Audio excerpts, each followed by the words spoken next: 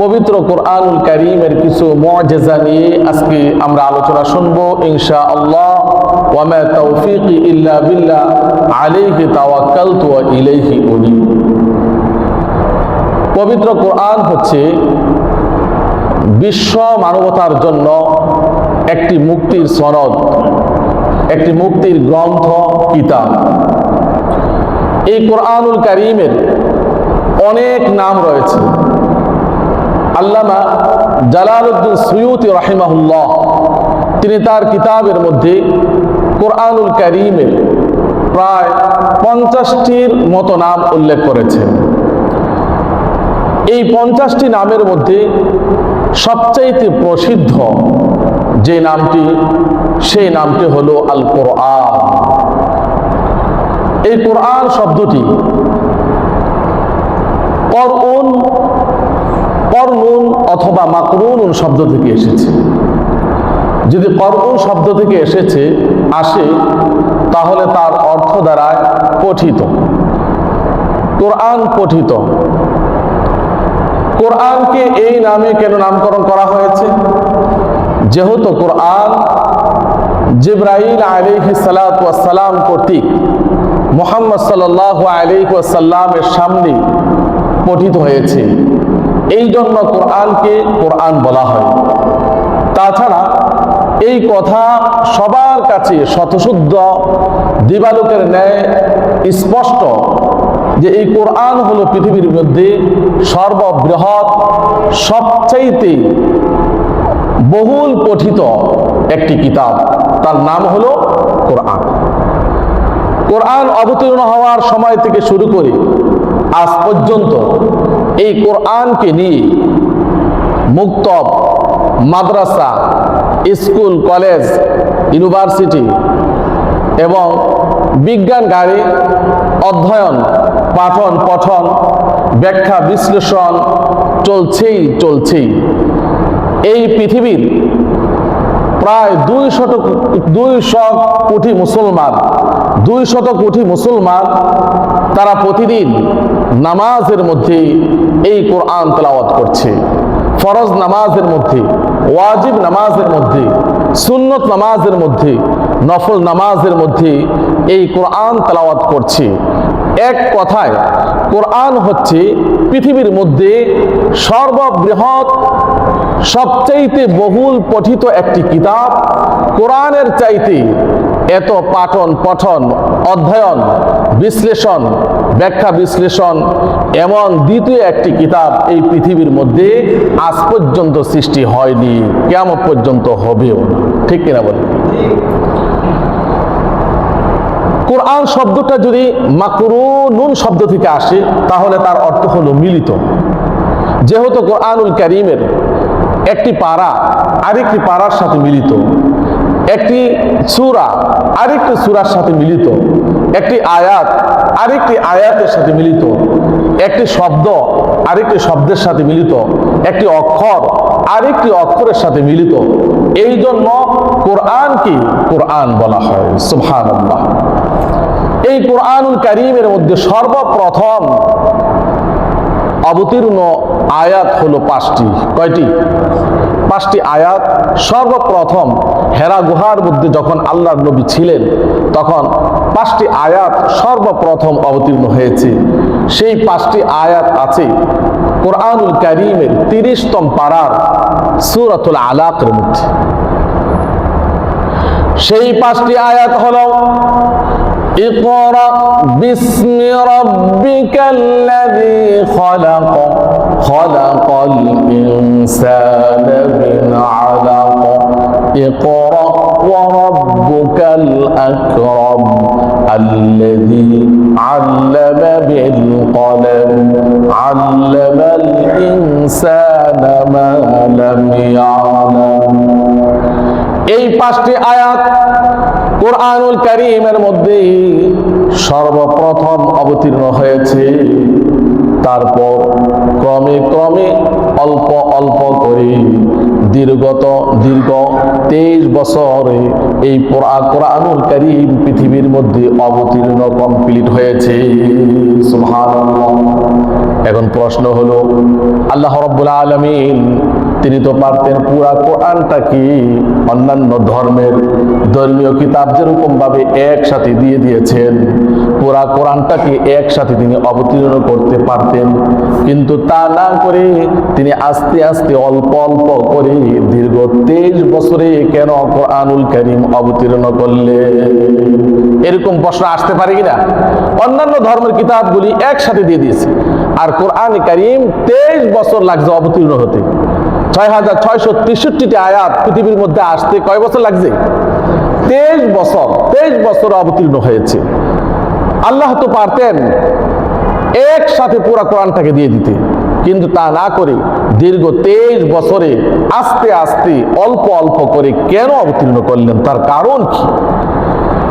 এই প্রশ্নের জবাবে আল্লাহ রাব্বুল আলামিন বলেন, وقال الذين كفروا لولا نزل عليه القرآن جملة واحدة كذلك لنثبت به فؤادك ورتلناه ترتيلا।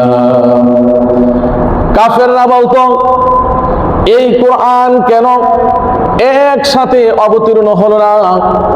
আল্লাহ রাব্বুল আলামিন তার প্রতি উত্তরে তিনি বলেছেন, এই কোরআন কেন একসাথে অবতীর্ণ হয় না? শোনো, আমি একসাথে অবতীর্ণ করি না, আস্তে আস্তে অবতীর্ণ করেছি। তার কারণ হলো যাতে করে আপনার তথা বিশ্বের সকল মানুষের, মুসলমানদের অন্তরকে মজবুত করতে পারি।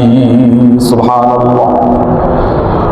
ولا يأتونك بمثل إلا جئنا بالحق وأحسن تفسيرا।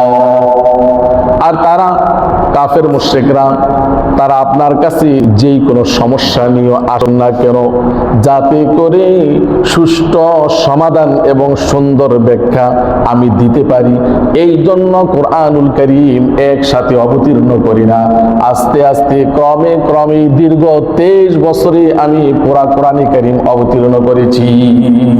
সুবহানাল্লাহ। তাফসীরের কিতাবের মধ্যে আছে, আল্লামা ফখরুদ্দিন রাজি রাহমাতুল্লাহ আলাইহি তিনি লেখেন, আল্লাহ তাআলা কেন পুরা কোরআনটাকে একসাথে অবতীর্ণ না করে আস্তে আস্তে অবতীর্ণ করেছেন, তার কারণ কি? তার 4টি কারণ উল্লেখ করেছেন। 1 নম্বর কারণ হলো, আল্লাহর নবী ছিলেন উম্মি, নিরক্ষর ছিলেন, তিনি লিখতেও পারতেন না, পড়তেও পারতেন না। আল্লাহ তাআলা যদি পুরা কোরআনটাকে একসাথে অবতীর্ণ করে দিতেন, তাহলে রাসূলের পক্ষে সংরক্ষণ করাটা কষ্টকর হয়ে যেত। এই জন্য আল্লাহ তাআলা অল্প অল্প করে আল্লাহর নবীর উপর কোরআনে কারীম অবতীর্ণ করেছে। সুবহানাল্লাহ। 2 নম্বর কারণ হলো, আল্লাহ রাব্বুল আলামিন যদি পুরা কোরআনের কারীমকে একসাথে অবতীর্ণ করে দিতেন, তাহলে কোরআনের সকল আদেশ নিষেধ একসাথে তাৎক্ষণিকভাবে ফরজ হয়ে যেত, ফলে উম্মতে মুহাম্মাদের জন্য তা কষ্টকর হয়ে যেত। এই জন্য আল্লাহ উম্মতে মুহাম্মাদের দিক বিবেচনা করে আল্লাহ তাআলা পুরা কোরআনটাকে অন্যান্য ধর্মের মতো একসাথে অবতীর্ণ করেন না, আস্তে আস্তে অল্প অল্প করে তিনি অবতীর্ণ করেছেন। 3 নম্বর কারণ হলো, কাফের মুশরিকরা আল্লাহ নবীকে বিভিন্ন সময় বিভিন্ন ভাবে কষ্ট দিত। হযরত জিবরাইল যখন আসতেন তখন আল্লাহর নবী কিছুটা সান্ত্বনা পেতেন। আল্লাহ রাব্বুল আলামিন হযরত জিবরাইলকে একসাথে পাঠিয়ে পুরা কোরআনে কারীম অবতীর্ণ করে দেন না, তিনি বারবার পাঠিয়েছেন যাতে করে কাফের মুশরিকদের সেই কষ্টগুলি জিবরাইলের বারবার আসার কারণে অন্তর থেকে দূর হয়ে যায়। এই জন্য আল্লাহ আস্তে আস্তে অল্প অল্প করে কোরআনে কারীম অবতীর্ণ করেছেন। সুবহানাল্লাহ। 4 নম্বর কারণ হলো, কোরআনুল কারীমের সর্ববৃহৎ একটা অংশ হলো মানুষের প্রশ্নের জবাবে উত্তরে অবতীর্ণ হয়েছে। অনেক আয়াত মানুষের প্রশ্নের সম্মুখীন হয়েছে, ফলে আল্লাহ রাব্বুল আলামিন সেই প্রশ্নের জবাব দিয়ে উত্তর দিয়ে আয়াত অবতীর্ণ করেছেন।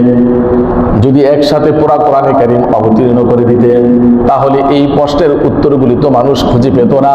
এই জন্য আল্লাহ কোরআনুল কারীমকে একসাথে অবতীর্ণ না করে তিনি ধীরে ধীরে আস্তে আস্তে করে দীর্ঘ 23 বছরে পুরা কোরআনে কারীম তিনি অবতীর্ণ করেছেন। সুবহানাল্লাহ।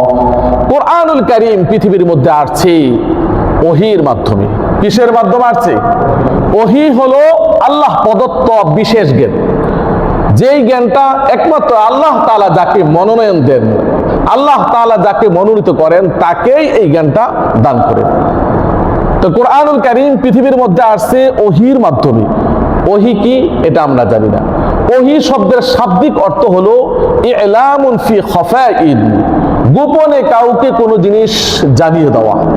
পরিভাষায় ওহী বলা হয় কালামুল্লাহিল মুনাজ্জাল আলা নাবিয়্যিন মিনাল আমবিয়াই, আল্লাহর বাণী যা অবতীর্ণ করা হয় নবী রাসূলদের প্রতি, এটাকে বলা হয় ওহী। পৃথিবীতে মানুষ জ্ঞান অর্জন করে 5টি জিনিসের মাধ্যমে। কয়টি জিনিস? 5টি জিনিসের মাধ্যমে জ্ঞান অর্জন করে। জ্ঞান অর্জন করার মাধ্যম কয়টি? 5টি, যাকে পঞ্চ ইন্দ্রিয় বলা হয়। চোখ, নাক, কান, জিহ্বা, ত্বক, এই 5টাকে বলা হয় পঞ্চ ইন্দ্রিয়। এই 5টা জিনিসের মাধ্যমে মানুষ জ্ঞান অর্জন করে। কিন্তু এই 5 জিনিস দিয়ে যেখানে জ্ঞান অর্জন করা অসম্ভব যায় না, সেখানে জ্ঞান অর্জন করা হয় ব্রেন দিয়ে। কি দিয়ে? ব্রেন দিয়ে। যেখানে ব্রেন দিয়ে জ্ঞান অর্জন করা যায় না, পঞ্চ ইন্দ্রিয় দিয়েও জ্ঞান অর্জন করা যায় না, সেখানে জ্ঞান অর্জন করতে প্রয়োজন হয় ওহীর জ্ঞান। যেমন কবরের আযাব, পঞ্চ ইন্দ্রিয় দিয়ে মানুষ অর্জন করতে পারবে? কবর আযাব সম্পর্কে এই নাক দিয়ে, কান দিয়ে, ত্বক দিয়ে, এগুলি দিয়ে এর অনুভব করতে পারবে? ব্রেন দিয়ে অনুভব করতে পারবে? পারবে না। এখানে কবরের আযাব সম্পর্কে জানতে হলে অবশ্যই আমাদেরকে ওহীর জ্ঞানের মুখাপেক্ষী হতে হবে। ওহীর জ্ঞানের, কোরআন ও হাদিসের জ্ঞানের মুখাপেক্ষী হতে হবে। সেখানে এই কবরের জ্ঞানের কথা উল্লেখ আছে। তাহলে জাগতিক সকল জ্ঞান যেখানে ব্যর্থ, সেখানে শুরু হয় ওহীর জ্ঞান। এই ওহীর মাধ্যমে আল্লাহ তাআলা পৃথিবীতে কোরআনুল কারীম অবতীর্ণ করেছেন। জ্ঞান 2 প্রকার।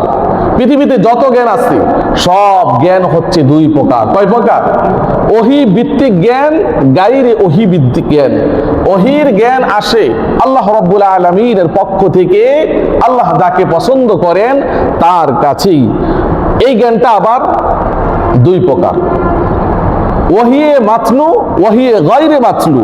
ওহিয়ে মাতলু হলো কোরআন, আর ওহি গায়রে মাতলু হলো হাদিস। এই 2টা হলো ওহীর জ্ঞান। আর গায়রে ওহী ভিত্তিক জ্ঞান হলো মানুষের মন মস্তিষ্ক প্রসূত যে জ্ঞান আছে, এটা হলো গায়রে ওহী ভিত্তিক জ্ঞান। এটা ওহীর জ্ঞান না, এটা ওহীর জ্ঞান না। এই জ্ঞানটা সম্পর্কে আল্লাহ রাব্বুল আলামিন কোরআনুল কারীমের মধ্যে বলেছেন ওয়ামা উতিতুম মিনাল ইলমি ইল্লা কলিলা, আমি তোমাদেরকে খুব সামান্যতম জ্ঞান দান করেছি। ওহীর জ্ঞান ছাড়া পৃথিবীতে যত জ্ঞান আছে আল্লাহ তাআলা বলেন তোমাদেরকে খুব সামান্যতম জ্ঞান দান করেছি। এই সামান্য জ্ঞান দিয়ে মানুষ কত কিছু আবিষ্কার করেছে, যা শুনলে দেখলে অবাক হয়ে যেতে হয়, যা শুনলে দেখলে অবাক হয়ে যেতে হয়। এই সামান্য জ্ঞান দিয়ে যদি মানুষ এত কিছু করতে পারে, এটা যদি সামান্য জ্ঞান হয়, তাহলে আল্লাহ রাব্বুল আলামিনের জ্ঞান কত কত বেশি। সুবহানাল্লাহ। গত সপ্তাহে বলেছিলাম মুসা আলাইহিস সালামের কথা। মুসা আলাইহিস সালাম এক সমাবেশের মধ্যে বক্তৃতা দিচ্ছেন। হঠাৎ করে এক ব্যক্তি দাঁড়িয়ে বলল, আইয়ুন নাসি আলাম, মানুষের মধ্যে সবচাইতে বেশি জানে কি? আমাদেরকে বলেন। মুসা আলাইহিস সালাম মনে মনে ভাবলেন, আমি তো নবী, আল্লাহর পক্ষ থেকে ওহীর জ্ঞান আমার কাছে আসে, তো মানুষের মধ্যে সবচাইতে আমিই তো বেশি জানি। বলে দিলেন, আমি সবচাইতে বেশি জানি। কিন্তু একজন নবীর পক্ষে এই কথাটা আল্লাহর কাছে পছন্দ হয় না। এখানে উচিত ছিল চুপ করে থাকা, অথবা বলা যে আল্লাহ তাআলা এই ব্যাপারে জানেন। কিন্তু আল্লাহ রাব্বুল আলামিন মুসা আলাইহিস সালামকে শিক্ষা দেওয়ার জন্য তিনি বললেন যে তোমার মতো একজন মানুষ আছে 2 সমুদ্রের মোহনাস্থলে, যেই ব্যক্তি তোমার চাইতে আরো অনেক কিছু জানে। সুবহানাল্লাহ। মূসা আলাইহিস সালাতু ওয়াস সালাম বললেন, রব্বুল আলামিন, আমি ওই ব্যক্তিকে দেখতে চাই, সে কোথায় আছে? আল্লাহ রব্বুল আলামিন বললেন, দুই সমুদ্রের মাঝখানে ওই ব্যক্তি আছে, আমি তার থেকে জ্ঞান শিক্ষা করব। সে কোন জায়গায় আছে আমাকে বলে দেন। মূসা আলাইহিস সালাতু ওয়াস সালাম গেলেন, গিয়ে খিজির আলাইহিস সালাতু ওয়াস সালামের সাক্ষাৎ পেলেন, সালাম দিলেন, বললেন, আমি আপনার সফর সঙ্গী হব, আপনার থেকে জ্ঞান শিক্ষা করব। খিজির আলাইহিস সালাতু ওয়াস সালাম বললেন, তুমি আমার সাথে ধৈর্য ধারণ করতে পারবে না। মূসা আলাইহিস সালাম বললেন, না, আমি আপনার কাছ থেকে জ্ঞান অর্জন করবই, আমি আপনার সাথে থাকবই। খিজির আলাইহিস সালাতু ওয়াস সালাম বললেন, তাহলে চলো। দুইজনে গিয়ে একটি নৌকার মধ্যে উঠলো। নৌকার মধ্যে বসে আছেন, মাঝি নৌকা চালাচ্ছেন।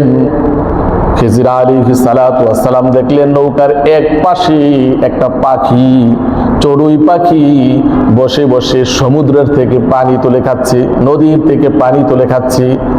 খিজির আলাইহিস সালাতু ওয়াস সালাম বললেন, হে আল্লাহর নবী মূসা, ওইটা কি চিনেন? তিনি বললেন, এটা হলো চড়ুই পাখি, কি করছে? পানি খাচ্ছে।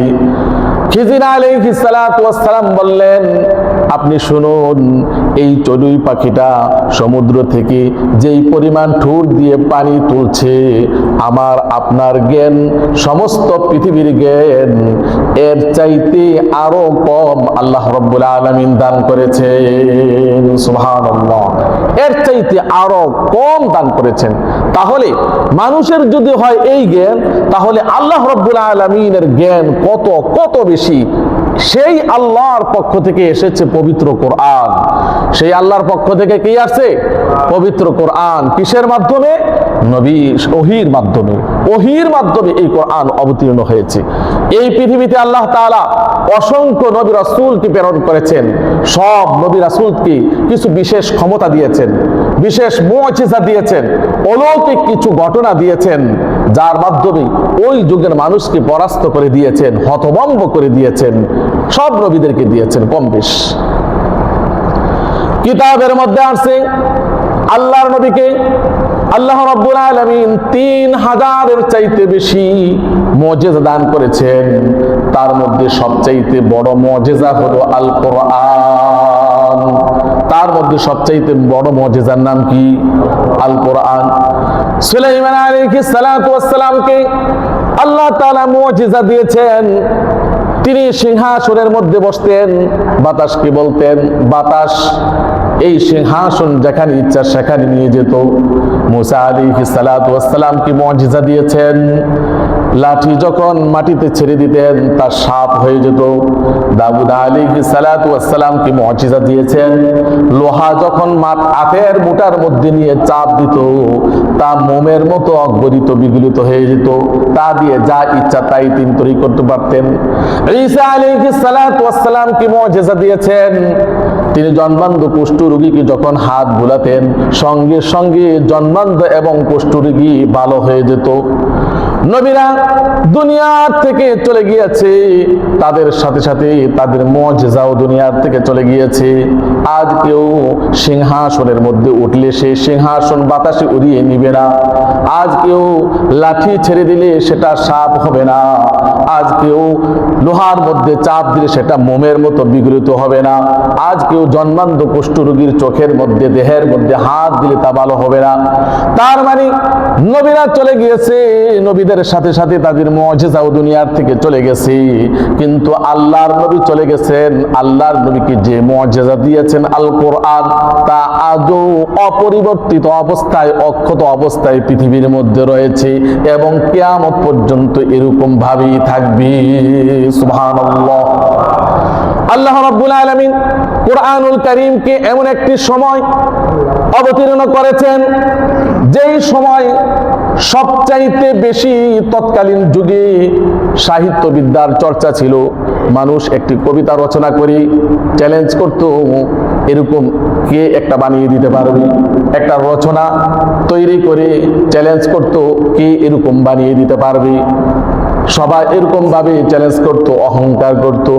সেই যুগে আল্লাহ রাব্বুল আলামিন কোরআনুল কারীমকে এমন সাহিত্য দিয়ে পৃথিবীর মধ্যে পাঠিয়েছেন যা তৎকালীন যুগের সকল সাহিত্যকে ম্লান করে দিয়েছে এবং কিয়ামত পর্যন্ত সকল সাহিত্যকে ম্লান করে দিয়েছে।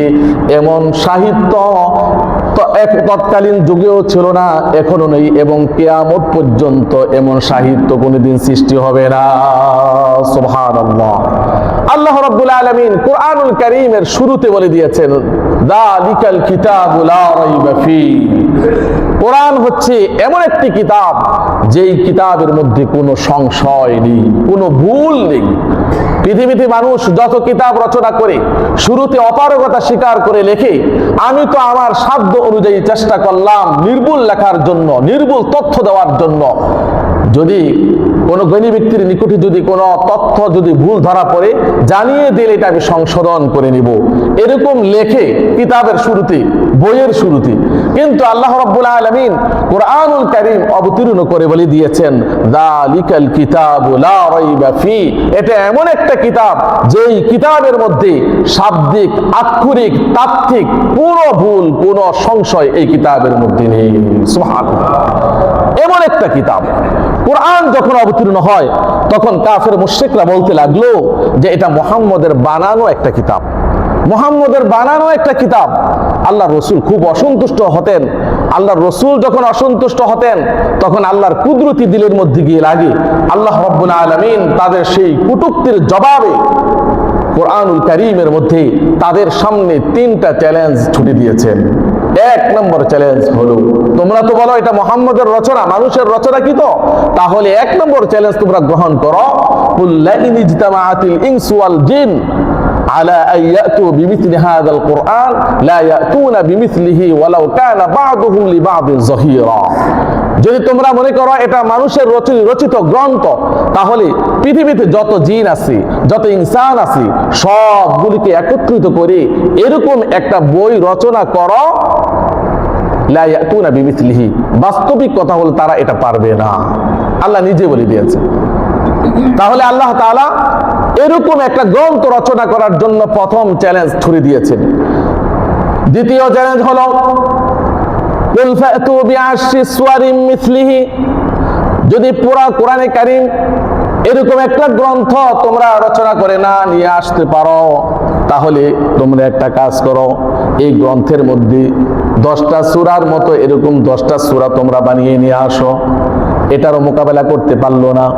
তারপর তৃতীয় চ্যালেঞ্জ ছুড়ে দিলেন, যদি পুরা কোরআন শরীফে না পারো, 10টা সূরাও না পারো, ফাতু বিসূরাতিন মিন মিথলিহি, তাহলে কোরআনের একটা সূরা তোমরা বানিয়ে নিয়ে আসো।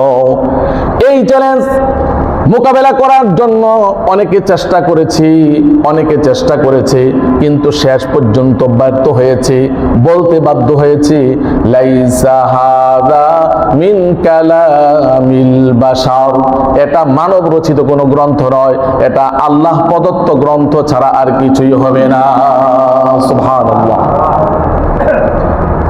এই পৃথিবীর মধ্যে সবচেয়ে বিস্ময়কর আবিষ্কার হলো বিজ্ঞানের কম্পিউটার। এই কম্পিউটার দিয়ে আজকে সমস্ত পৃথিবীর প্রায় সব কিছুই নিয়ন্ত্রণ করা হচ্ছে। একবার বিজ্ঞানীরা তারা কোরআনুল কারীমের 6666টি, মতান্তরে 6236টি আয়াত কম্পিউটারের মধ্যে ঢুকাই দিয়েছে। ঢুকিয়ে বলল, ক্লিক করলো, হে কম্পিউটার, তোমার মধ্যে পুরা কোরআনে কারীম ঢুকিয়ে দিয়েছি, তুমি বলো এটা কি মানব রচিত কোনো কিতাব কিনা? কোরআনের স্ক্রিনের মধ্যে বেশি উঠলো, এটা মানব রচিত কোরআন গ্রন্থ নয়। সুবহানাল্লাহ। আবার প্রশ্ন করলাম, যদি মানুষ এমন একটি গ্রন্থ রচনা করতে যায়, কতবার চেষ্টা করলে পারবে? স্ক্রিনের মধ্যে বেশি উঠলো, হয়তো 63 অক্টিলিয়ন বার চেষ্টা করলে পারবে, তবে এটা মানুষের পক্ষে সম্ভব না। শত সহস্র অযুত লক্ষ নিযুত কোটি মিলিয়ন বিলিয়ন ট্রিলিয়ন জিলিয়ন অক্টিলিয়ন সর্বশেষ সংখ্যা।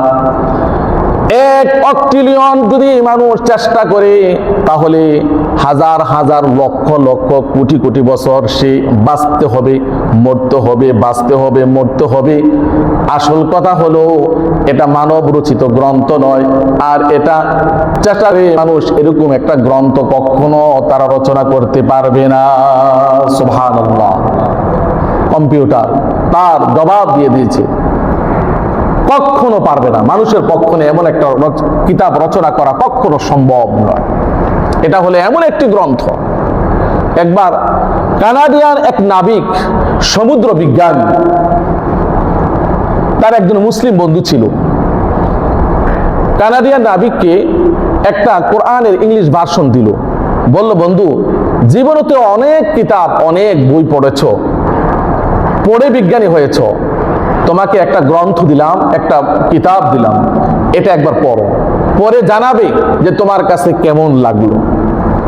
কানাডিয়ান নাবিক, সমুদ্র বিজ্ঞানী, খুব মনোযোগ দিয়ে পড়লেন আর মনে মনে ভাবলেন, হয়তো যেহেতু তিনি প্রফেশনালি তিনি একজন সমুদ্র বিজ্ঞানী, এই জন্য তিনি সমুদ্র সম্পর্কিত যত আয়াত আছে, লাইন আছে, সবগুলিকে আলাদা করলেন। যত পড়ছেন ততই অবাক হয়ে যাচ্ছেন, যত পড়ছেন ততই অবাক হয়ে যাচ্ছেন। পড়তে পড়তে যখন কোরআনুল কারীমের সূরাতুর রহমানের 19 এবং 20 নম্বর আয়াত কারিমার মধ্যে আসলেন, তখন তিনি একেবারে হতভম্ব হয়ে গেলেন, কিংকর্তব্য বিমূঢ় হয়ে গেলেন। এটা কি কিতাব? ধর্মীয় কিতাবের মধ্যে এমন জিনিস থাকতে পারে, এটা কল্পনাতীত। সূরাতুর রহমানের 19 এবং 20 নম্বর আয়াত কারিমার মধ্যে আল্লাহ রাব্বুল আলামিন বলে দিয়েছেন, মারাজাল বাহরাইনি ইয়ালতাকিয়ান বাইনাহুমা বারযাখুল লা ইয়াবগিয়ান। আল্লাহ রাব্বুল আলামিন দুইটি সমুদ্রকে পাশাপাশি প্রবাহমান করেছেন, প্রবাহিত করছেন। একটির পানি হলো লোনা, লবণাক্ত, আরেকটার পানি হলো সুমিষ্ট, আর মাঝখানে একটা পার্টিশন তৈরি করে দিয়েছেন। একটার পানি আরেকটার মধ্যে মিশ্রিত হয় না। সেই পার্টিশনটা দৃশ্যমান কোনো পার্টিশন নয়, সেই পার্টিশনটা হলো আল্লাহ তাআলার আদেশ। আল্লাহ আদেশ করেছেন লোনা পানিকে মিষ্টি পানির মধ্যে যেতে পারবে না, মিষ্টি পানিকে লোনা পানির মধ্যে মিশ্রিত হতে পারবে না। আল্লাহ আদেশ করেছেন, যার কারণে দুইটা সমানে একসাথেই চলছে, কিন্তু একটার পানি আরেকটার মধ্যে মিশ্রিত হয় না। সুবহানাল্লাহ। আমার ভাইয়েরা, বিজ্ঞানীরা আবিষ্কার করে দেখেছে, তারা আবিষ্কার করে তারা পেয়েছে আটলান্টিক মহাসমুদ্রের মধ্যে এমন একটা জায়গা রয়েছে 4000 লম্বা, 2500 চওড়া, যার পানি হলো সম্পূর্ণ মিষ্টি। আর তার পাশে দিয়ে আরেকটা নদী আছে, যার পানি হলো লবণাক্ত। একটার পানি আরেকটার মধ্যে কখনো মিশ্রিত হয় না, অথচ সমান্তরাল ভাবে চলছে, কিন্তু একটার পানি আরেকটার মধ্যে মিশ্রিত হয় না। তারা চিন্তা করতে লাগলো, তারা খোঁজাখুঁজি করতে লাগলো মাঝখানে পার্টিশনটা কি। কিন্তু তারা তো বিধর্মী হওয়ার কারণে সেই পার্টিশন তারা সম্পর্কে জানতে পারে না। সেই পার্টিশনটাই হলো আল্লাহর আদেশ। আল্লাহ আদেশ করেছেন, যার কারণে একটার পানি আরেকটার মধ্যে মিশ্রিত হয় না। সুবহানাল্লাহ। মুসলিম বন্ধু তার কানাডিয়ান বন্ধুকে জিজ্ঞাসা করলো, বন্ধু কোরআন পড়ে কেমন লাগলো? তখন সে বলল, খুব ভালো লেগেছে, খুব ভালো লেগেছে। হয়তো এই কোরআন যিনি লিখেছেন, যার উপরে এই কোরআন অবতীর্ণ হয়েছে, হয়তো তিনি আমার মতো একজন সমুদ্র বিজ্ঞানী। যদি বিজ্ঞানী না হন, তাহলে ধর্মীয় কিতাবের মধ্যে এমন বিজ্ঞানসম্মত কথা কিভাবে আসতে পারে? মুসলিম বন্ধু বলল, কানাডিয়ান বন্ধুকে বলল, এই কোরআন যার উপরে অবতীর্ণ হয়েছে তিনি বিজ্ঞানী নয়, তিনি এমন একজন মানুষ যিনি কোনোদিন লিখতেও জানতেন না, পড়তেও জানতেন না। আল্লাহ তাআলা তাকে নিরক্ষর অবস্থায় রেখেছেন। এমন একজন মানুষ, আর তিনি এমন একজন দেশের অধিবাসী যেই দেশের মধ্যে পানি খোঁজাখুঁজি যারা পাওয়া যায় না। সমুদ্র তো থাকা দূরের কথা, শুধু মরুভূমি আর মরুভূমি। পানি প্রয়োজন হলে মরুভূমি অতিক্রম করে যেতে হয়, অনেক দূর থেকে পানি সংগ্রহ করতে হয় এমন একজন মানুষের উপর এই কিতাবটা অবতীর্ণ হয়েছে। তিনি সমুদ্র বিজ্ঞানী নয়, কানাডিয়ান নাবিক। তার বন্ধুর কথা শুনে কোরআন পড়ে তিনি যা বুঝার তিনি বুঝে ফেললেন। এই কোরআন তিনি বললেন যে এই কোরআন মানব রচিত কোনো গ্রন্থ নয়। এই কোরআন যার উপর অবতীর্ণ হয়েছে তিনি সাধারণ কোনো মানুষ নয়। এই কোরআন যিনি অবতীর্ণ করেছেন অবশ্যই তিনি এই সমুদ্র সৃষ্টি করেছেন। সুবহানাল্লাহ। পরিশেষে কানাডিয়ান বন্ধু বলল, বন্ধু আমি মুসলমান হতে চাই, আমি কি করতে পারি? আমি কি করতে পারি? আমি মুসলমান হতে চাই। আমি কোরআনের প্রতি বিমুগ্ধ হয়ে পড়েছি, কোরআন আমাকে আকৃষ্ট করে ফেলেছে, আমি মুসলমান হতে চাই, আমি কি করব? মুসলিম বন্ধু বললেন, তাহলে তুমি এই কোরআনের অথার আল্লাহ রাব্বুল আলামিনের প্রতি তুমি বিশ্বাস রাখো, মুখে বলো আর পড়ো লা ইলাহা ইল্লাল্লাহু মুহাম্মাদুর রাসূলুল্লাহ। কোরআন পড়ে মুসলমান হয়ে গেলেন।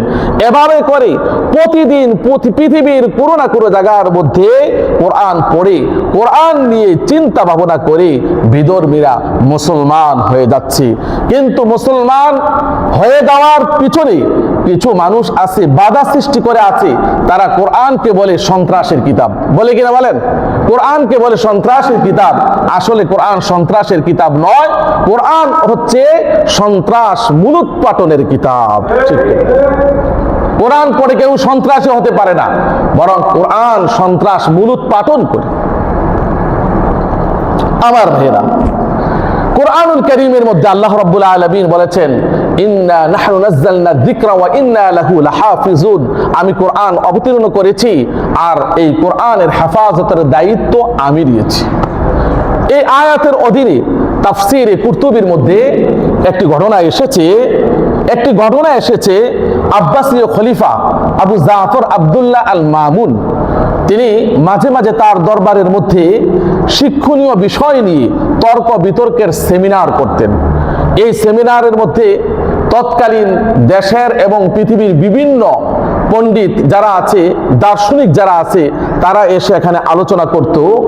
একদিন বাদশাহ মামুন তিনি সেমিনার কক্ষে প্রবেশ করে দেখলেন এক ইহুদি খুব প্রাঞ্জল ভাষায় বক্তৃতা দিচ্ছে। তার বক্তৃতার মধ্যে তার ধর্মের সৌন্দর্য ফুটে উঠছে। বক্তৃতা শেষে জিজ্ঞাসা করলেন, তুমি কি ইহুদি? সে বলল, হ্যাঁ আমি একজন ইহুদি। তাকে ইসলামের দাওয়াত দিলেন, কিন্তু সে ইসলাম গ্রহণ করলো না, বাপ দাদার ধর্ম ছাড়তে রাজি হলো না, চলে গেল।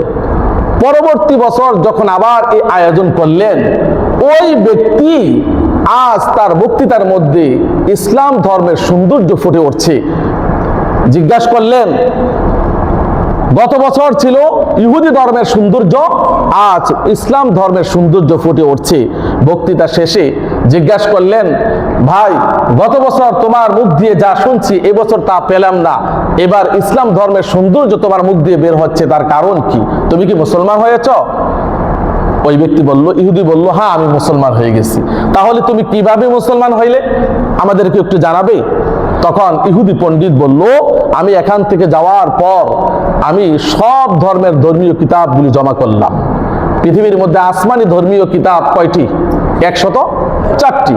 104টি কিতাবের মধ্যে 3টি কিতাব আমি আমার সামনে রাখলাম। আমি সর্বপ্রথম তাওরাত কিতাব আনলাম, যা মুসা আলাইহিস সালাতু ওয়াস সালামের উপর অবতীর্ণ হয়েছে, যা ইহুদিদের ধর্মীয় কিতাব। এনে আমি সেই তাওরাত কিতাব দেখে আমি আরো 3টা কপি আমার নিজ হাতে লিখলাম। আমার মন গড়া অনেক কথা তার মধ্যে ঢুকিয়ে দিলাম, আর অনেক ভালো ভালো কথাগুলি সেখান থেকে সরিয়ে দিলাম। আগে হাতে লেখে মানুষ কিতাব বই বিক্রি করত, তো তিনি 3টি কপি মন গড়া বানালেন, বানিয়ে ইহুদিদের উপাসনালয়ের মধ্যে সেগুলি বিক্রি করে দিলেন। তারা আনন্দে সেটা ক্রয় করে নিল, পড়তে লাগলো, কোনো ভেজাল তারা ধরতে পারলো না। ঠিক অনুরূপভাবে আমি আরেকটা ইনজিল কিতাব আনলাম।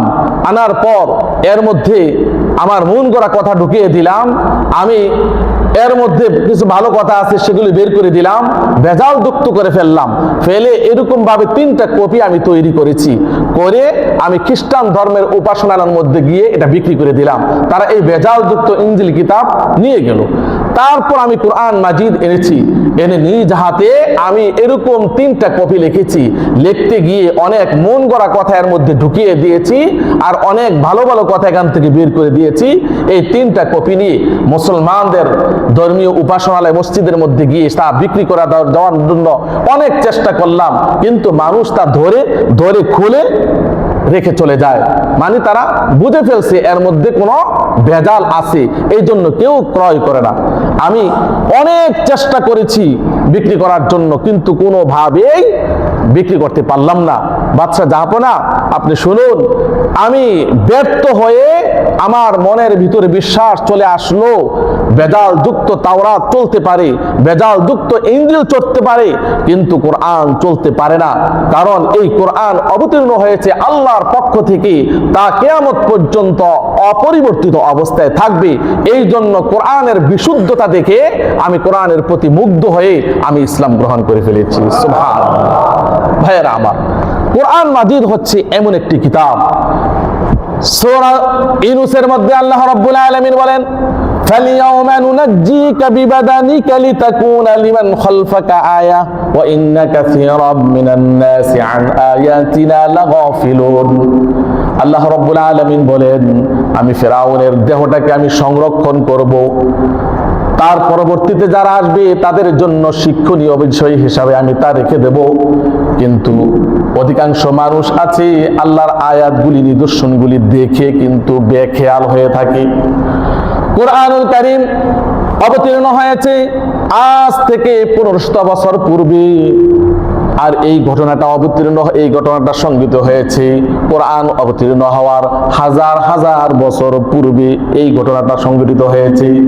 আল্লাহ রাব্বুল আলামিন কোরআনুল কারীমের মধ্যে অনেক দুর্লভ ঘটনা যা পৃথিবীতে সংঘটিত হয়েছে, যা মানুষের পক্ষে জানা সম্ভব না, এমন ঘটনাগুলি, এমন দুর্লভ ঘটনাগুলি কোরআনুল কারীমের মধ্যে উল্লেখ করে দিয়েছেন, যাতে করে তা পড়ে মানুষ কোরআনের বিশুদ্ধতা সম্পর্কে জানতে পারে। সুবহানাল্লাহ। ফেরাউনকে আল্লাহ রাব্বুল আলামিন সমুদ্রের মধ্যে ডুবিয়ে দিয়েছেন। ফেরাউন যেদিন থেকে সমুদ্রের মধ্যে ডুবে গিয়েছে, ওই দিন থেকে শুরু করে তার লাশটা সমুদ্রের মধ্যে 3000 বছর ছিল। কয় হাজার বছর? 3000 বছর সমুদ্রের মধ্যে তার লাশটা ছিল। 3000 বছর পর যখন সন্ধান পাওয়া গেল, এমন একটা লাশ পাওয়া গেছে, পাহাড় খনন করতে গিয়ে পাহাড়ের নিচে, বালুর নিচে পড়ে আছে, অক্ষত অবস্থায় পড়ে আছে। এই লাশটা যখন উদ্ধার হলো, তখন পৃথিবীর মধ্যে আলোড়ন সৃষ্টি হয়ে গেল। এটা কিভাবে সম্ভব? এত বছরের একটা লাশ এখানে থাকা, এটা কিভাবে সম্ভব অক্ষত অবস্থায় থাকা? তৎকালীন যুগে ফেরাউনকে কেউ চেনে না, ফেরাউন সম্পর্কে কেউ জানতো না, কিন্তু ফেরাউন সম্পর্কে অনেক রূপক কথা সেই যুগের মানুষের মধ্যে চালু ছিল। ফেরাউনের লাশটি যখন উদ্ধার হলো, তৎকালীন যুগে ফ্রান্সের প্রেসিডেন্ট মিশরের বাদশার কাছে আবদার করলেন লাশটাকে পরীক্ষা নিরীক্ষা গবেষণার জন্য ফ্রান্সে পাঠিয়ে দিতে। মিশরের বাদশা ফেরাউনের লাশটি প্লেন যুগে মিশরে পাঠিয়ে দিয়েছেন। ফেরাউনের লাশ সংক্রান্ত গবেষণা টিমের প্রধান হলেন ডক্টর মরিস বুকাইলি। নাম কি? ডক্টর মরিস বুকাইলি এই গবেষণা টিমের প্রধান। তিনি দায়িত্ব পেয়ে সর্বপ্রথম জানতে চাইলেন যে এই লাশটা পানির মধ্যে কত বছর ছিল। অনেক গবেষণা করার পর জানা গেল এই লাশটা পানির মধ্যে 1 বছর না, 2 বছর না, 10 বছর না, 100 বছর না, 3000 বছর এই লাশটা পানির মধ্যে ছিল।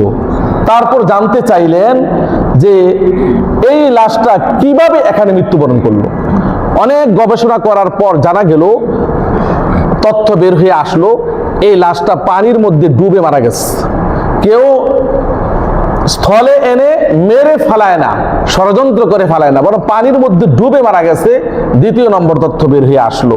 তার কারণ হলো তার মুখের মধ্যে ছিল মাটি, তার মুখে ছিল মাটি, তার হাত পায়ের চিপা চাপায়, তার কানের মধ্যে, নাকের মধ্যে ছিল লবণ, কারণ লবণ তৈরি হয় সমুদ্রের মধ্যে ফেনা আর মাটির সংমিশ্রণে। এই প্রতিবেদন তৈরি যখন হলো যে ফেরাউন পানির মধ্যে ডুবে মারা গেছে, পাশ থেকে বলা হলো এই রিপোর্ট পাবলিশ করা যাবে না, কারণ এটা সম্পূর্ণ মুসলমানদের পক্ষে চলে যাবে, কারণ মুসলমানদের ধর্মীয় কিতাবের মধ্যে এই কথা আছে। ডক্টর মরিস বুকাইলি তিনি অবাক হয়ে গেলেন, এটা কিভাবে সম্ভব? মুহাম্মদ সাল্লাল্লাহু আলাইহি সাল্লামের উপর ধর্মীয় কিতাব অবতীর্ণ হয়েছে, তিনি তো এই ঘটনার হাজার হাজার বছর পূর্বে পৃথিবীতে আসছেন, এই ঘটনা তিনি জানবেন কিভাবে? তাছাড়া ধর্মীয় কিতাবের মধ্যে এমন ঘটনা কিভাবে থাকবে? সেখানে তো থাকবে হারাম হালালের কথা, এই ঘটনা কিভাবে থাকবে? এটা অসম্ভব, এটা অসম্ভব। আল্লাহ রাব্বুল আলামিন কুরআনুল কারীমের মধ্যে মুসা এবং ফেরাউন সম্পর্কে সবিস্তারে আলোচনা করেছেন। সবচাইতে বেশি কুরআনের মধ্যে এই পূর্ববর্তী ঘটনার মধ্যে মুসা এবং ফেরাউন সম্পর্কে আল্লাহ তাআলা আলোচনা করেছেন। তার মধ্যে সূরা ইউনূসের মধ্যে তিনি বলেছেন, ওয়াজাওয়াজনা বিবানি ইসরাঈল আল বাহরা ফাআতবাআহুম ফিরআউন ওয়া জুনুদুহু বাগিয়া ওয়া আদওয়া, যখন বনি ইসরায়েলরা যখন সমুদ্র দিয়ে অতিক্রম করে চলে যাচ্ছিল, ফেরাউন এবং তার বাহিনী তাদেরকে ধাওয়া করেছে, ফলে আল্লাহ তাআলা বনি ইসরায়েলকে পার করে দিয়ে ফেরাউন এবং তার বাহিনীকে ডুবিয়ে দিয়েছেন। হাত্তা ইযা আদরাকাহুল গরক, ফেরাউন যখন ডুবছিল তখন সে বলতে লাগলো, قال آمنت أنه لا إله إلا الذي آمنت به بنو إسرائيل وأنا من المسلمين। বনি ইসরায়েলরা যেই সত্তার প্রতি ঈমান আনছে আমি তার প্রতি ঈমান আনলাম, আমি মুসলমান হয়ে গেলাম। আল্লাহ তাআলা ডাক দিয়ে বললেন, আল আনা ওয়া ক্বাদ আসাইতা ওয়া কুনতা মিনাল মুফসিদিন, যে এখন তুমি ঈমান আনবা আর ইতিপূর্বে তুমি পৃথিবীর মধ্যে পাপাচার সৃষ্টি করছো আর পৃথিবীর মধ্যে আমার অবাধ্য ছিলে, এখন ঈমান আনবা? এটা কখনো সম্ভব না। তাফসীরের কিতাবের মধ্যে আসছে, ফেরাউন যখন ঈমান আনতে চাইছিল, কালিমা পড়তে চাইছিল, তখন ফেরেশতারা তার মুখের মধ্যে মাটি ঢুকিয়ে দিয়েছে। কি ঢুকিয়ে দিয়েছে? আর তার লাশটা কি অবস্থা পাওয়া গেছে? মুখের মধ্যে মাটি, মাটি অবস্থায় পাওয়া গেছে। তাহলে মুসলমানদের ধর্মীয় কিতাবের মধ্যে তা রয়েছে। আল্লাহ রাব্বুল আলামিন বলেন, ফালিয়াউমা নুনাজ্জিকা বিবাদানিকা লিতাকুনা লিমান খালফাকা আয়া, আমি ফেরাউনের লাশটাকে সংরক্ষণ করব তার পরবর্তী মানুষের জন্য দৃষ্টান্ত হিসাবে। ডক্টর মরিস বুকাইলি তিনি মনে মনে ভাবলেন, চিন্তা করলেন যে একটা লাশ দৃশ্যমান কোনো মমি ছাড়া, দৃশ্যমান কোনো প্রসেসিং ছাড়াই এতদিন কিভাবে এই লাশটা মাটির মধ্যে থাকতে পারলো? সমুদ্রের মাটি তাকে ধ্বংস করলো না, পানি তাকে ধ্বংস করলো না, সমুদ্রের মধ্যে কত জীব জানোয়ার থাকে সেগুলিও তাকে ধ্বংস করলো না, সমুদ্রের মধ্যে উৎপাদিত লবণও তাকে ধ্বংস করলো না। এটা কিভাবে সম্ভব? নিশ্চয়ই এর মধ্যে কোনো হিকমত রয়েছে। ডক্টর মরিস বুকাইলি এই ব্যাপারে আরো তথ্য পাওয়ার জন্য তিনি আসমানি কিতাবগুলি একটার পর একটা আনতে লাগলেন। তিনি তাওরাত কিতাব আনলেন, ইনজিল কিতাব আনলেন, দেখলেন এগুলির মধ্যে ফেরাউন সম্পর্কে যত সামান্য তথ্য রয়েছে। তারপর তিনি কোরআনুল কারীম খুললেন, কোরআনুল কারীমের একটি ইংলিশ ভার্সনের কোরআনুল কারীম তিনি পড়তে লাগলেন। এবার পরে তিনি হতভম্ব হয়ে গেলেন। এবার কোরআন সম্পর্কে, এই ঘটনা সম্পর্কে জানার জন্য, কোরআনের ভুল ধরার জন্য এবার কোরআন যে ভাষায় অবতীর্ণ হয়েছে সেই ভাষা তিনি শিক্ষা শুরু করলেন। আরবি ভাষা শিখে কোরআনুল কারীমের শুরু থেকে শেষ পর্যন্ত তিনি পড়ছেন আর অভিভূত হচ্ছেন। আশ্চর্য হয়ে যাচ্ছেন যে ধর্মীয় কিতাব এটা মানব রচিত কোনো কিতাব নয়। কোরআনের ভুল ধরতে এসে কোরআন পড়ে কোরআন শিখে তিনি মুসলমান হয়ে গেলেন। সুবহানাল্লাহ। এই হলো কোরআনের মুআজিজা। কোরআনের ভুল যে ধরতে আসবে সে কোরআনের কাছে মাথা নত করে দিবে। এটা কোরআনের মুআজিজা। এই পৃথিবীর মধ্যে যারা কোরআনকে ধ্বংস করে দেওয়ার জন্য, মূলোৎপাটন করা দেওয়ার জন্য চেষ্টা চালায়, আসলে তারা বোকা, তারা বোকা। কখনো কোরআন নির্মূল করা যাবে না, কোরআনের ধারক বাহককেও নির্মূল করা যাবে না। কারণ কোরআন বন্ধ করতে হলে আসল জায়গায় সুইচ বন্ধ করতে হবে। আপনি যদি সারাদিন লাইটের মধ্যে তাকাইয়ে যদি ফুয়াইতে থাকেন, লাইট নিববে? ফ্যান যদি ফুয়াইতে থাকেন এটা বন্ধ হবে? হবে না। বরং তা বন্ধ করতে হলে জায়গা মতো যেতে হবে। কোথায় যেতে হবে? ওই সুইচের কাছে যেতে হবে। ঠিক অনুরূপভাবে এই কোরআনকে, এই কোরআনের ধারক বাহককে নির্মূল করতে হলে ওই জায়গায় গিয়ে বন্ধ করতে হবে। আর ওই জায়গা যাওয়া সম্ভব না, কিয়ামত পর্যন্ত তা নির্মূল করাও সম্ভব না। আল্লাহ তাআলা আমাদের সবাইকে এই কথাগুলি বোঝা, আমল করার তৌফিক দান করুন। আমিন। ওয়া আখিরু দাওয়ানা আলহামদুলিল্লাহি রাব্বিল আলামিন। আসসালামু আলাইকুম ওয়া রাহমাতুল্লাহি ওয়া বারাকাতুহু।